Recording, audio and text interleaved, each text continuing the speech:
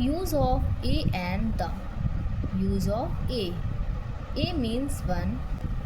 A is used before the naming words starting with B, C, D, F, G, H, J, K, L, M, N, P, Q, R, S, T, V, W, X, Y, Z.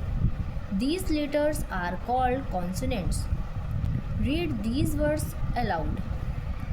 A boy, a girl, a lamp, a bat, a book, a pup, a tap, a man, a car.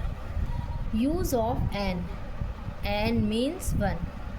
An is An is used before the naming words starting with A, E, I, O, U. These letters are called vowels. Read these words aloud. An igloo, an aunt, an apple, an egg, an inkpot, an eagle, an uncle, an umbrella, an orange. Use of the. The is used before a naming word. Read and learn. An aunt, the aunt. A stage, the stage. A swan, the swan. A book, the book. An egg, the egg. In the blanks with a and the one has been done for you. A bird, the bird has wings.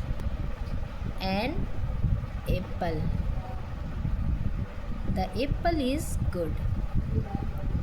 A flower, the flower is red. An inkpot, the inkpot is red.